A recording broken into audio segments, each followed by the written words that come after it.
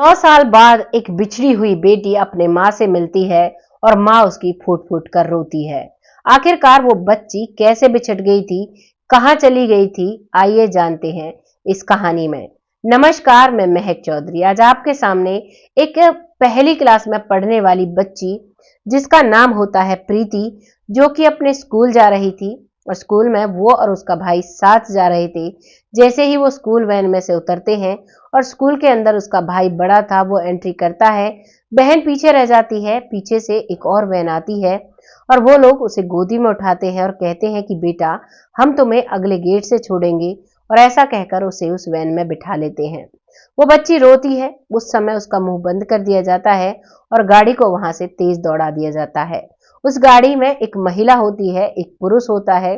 जो महिला है उसका नाम होता है आशा और जो पुरुष है उसका नाम होता है लाखन।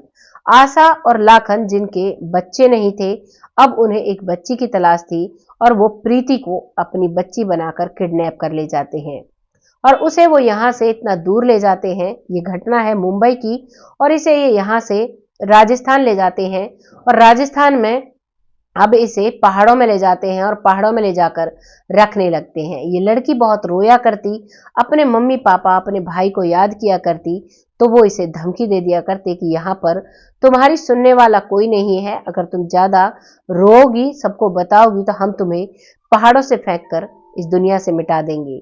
अब इस बात से वो प्रीति डर जाती है क्योंकि फर्स्ट क्लास में पढ़ने वाली बच्ची थी, बहुत ही कम उम्र होती है और अब वो चुपचाप रहने लगती है।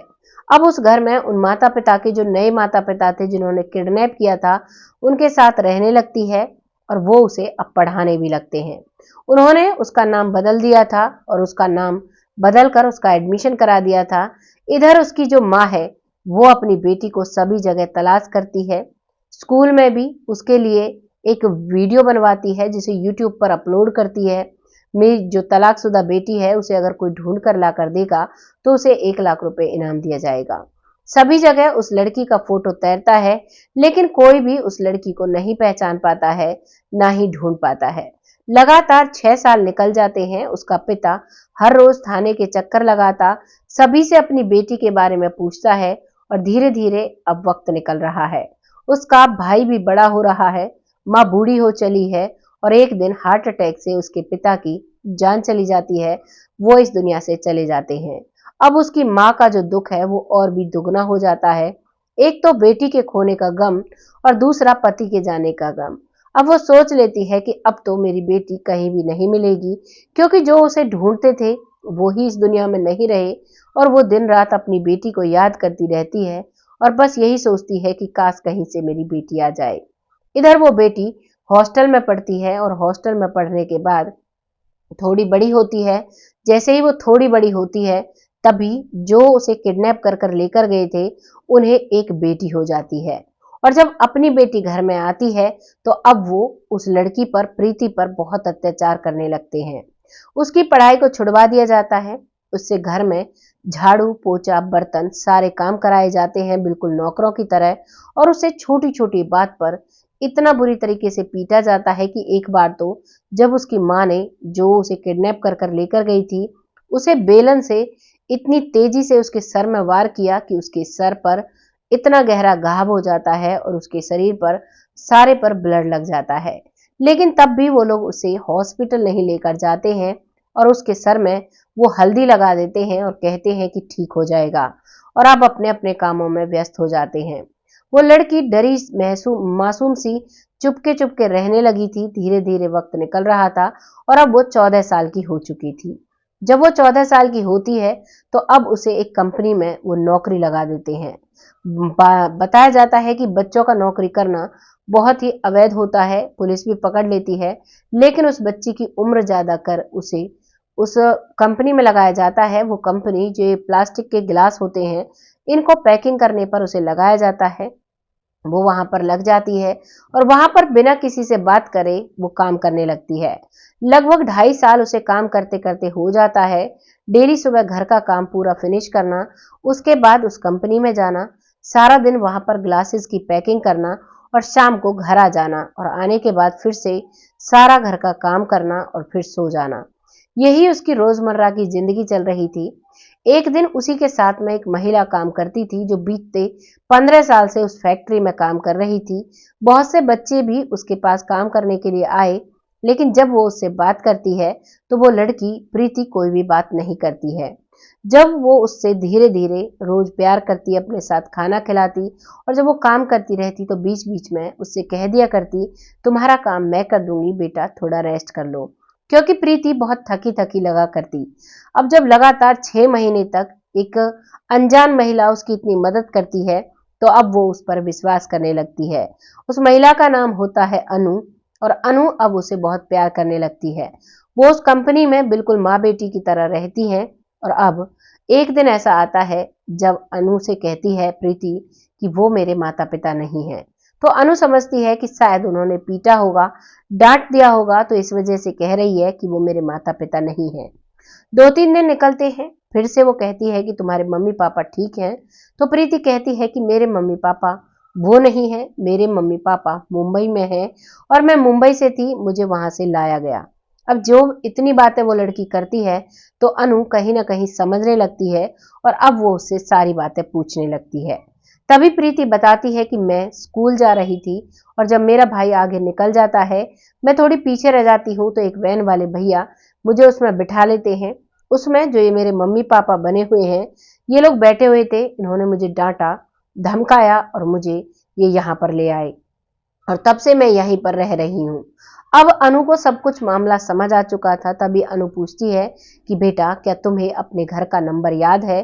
तो वो कहती है कि मुझे घर का नंबर याद नहीं है, लेकिन 1-2 बार मैंने अपनी फोटो यूट्यूब पर देखी है। जो मेरे किडनैपर पिता हैं वो कभी कभी यूट्यूब चलाया करते, इनके सामने भी मेरी तस्वीर आ जाया करती है, लेकिन ये कभी भी मुझे नहीं दिखाते थे।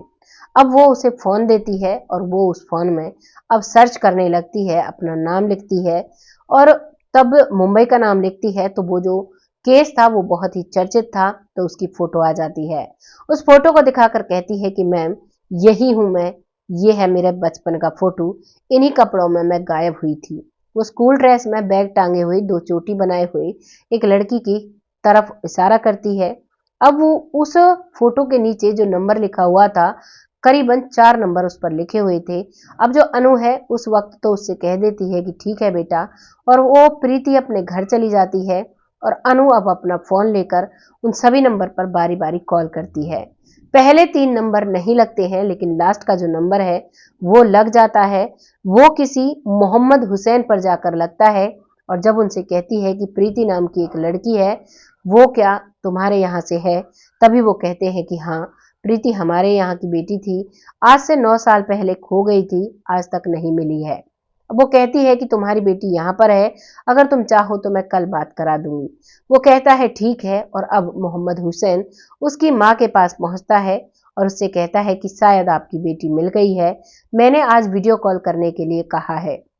अगले दिन प्रीति जब कंपनी में आती है तो वो उसकी जो वो काम करती थी साथ में, जिसे वो माँ का दर्जा देती थी, अनु कहती है कि बेटा ये लो अपने घर वालों से बात करो, और वो वीडियो कॉल मिला देती है। अब तक प्रीति बड़ी हो चुकी थी, जो मोहम्मद है वो नहीं पहचान पाते हैं, लेकिन उसकी माँ उसकी एक बोली पर ही पहचान जाती है। कहने लगती है कि बेटा तुम कहाँ हो, मैं तुम्हें लेने आ रही हूँ। यहाँ पर अनु कहती है कि आपकी बेटी बिल्कुल सुरक्षित है, आप चिंता मत करिए, आप मत आइए, मैं ही इसे लेकर आ रही हूँ। और उसी दिन वो टिकट बुक कराती है और उससे अगले दिन वो लड़की फिर से बिल्कुल ऑफिस के लिए ही आती है।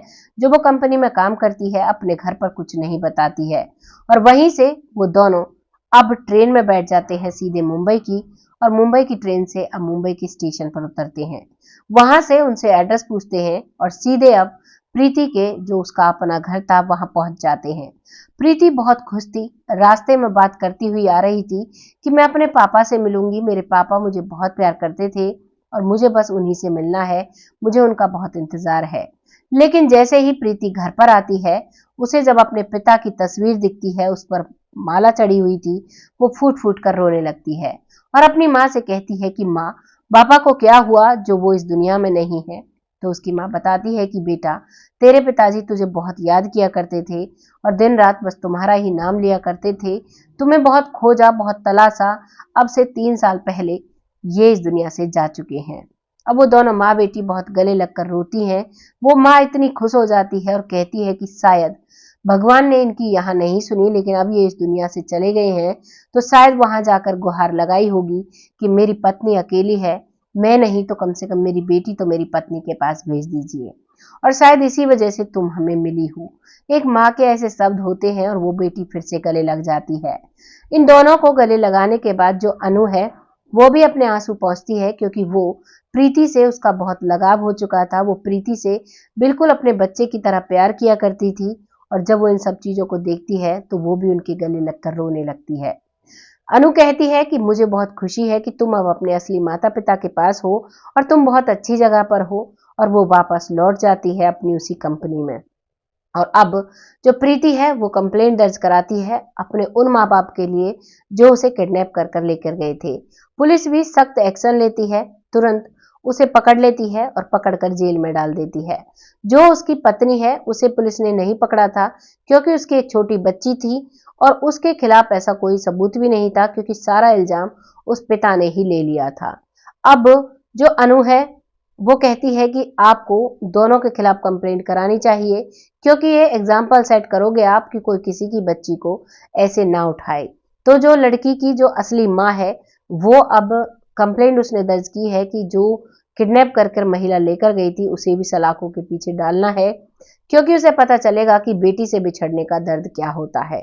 पुलिस में उसने कंप्लेंट दी हुई है लिखित में, और अब इस पर केस पर सुनवाई अभी भी जारी है। ये कहानी इस तरीके से समाप्त होती है। आपको इस कहानी को सुनकर क्या लगा है, अपनी राय कमेंट बॉक्स में लिखिएगा। प्रीति की लाइफ में जो ये 9 साल आए थे वो उसकी लाइफ के बहुत ही दर्दनाक साल थे। वो पढ़ाई से दूर हो जाती है, सारा दिन रात काम करती है, माता पिता के लाड प्यार से भी दूर हो जाती है, 2 लोगों के पर्सनल लालच की वजह से। जो भी आपको लग रहा है राय लिखिएगा। उनको क्या सजा मिलनी चाहिए, क्या नहीं मिलनी चाहिए। बहुत जल्द ऐसी ही किसी कहानी के साथ आती हूँ। तब तक खुश रहें, आबाद रहें, अपना और अपनों का ख्याल रखें। जय हिंद, जय भारत।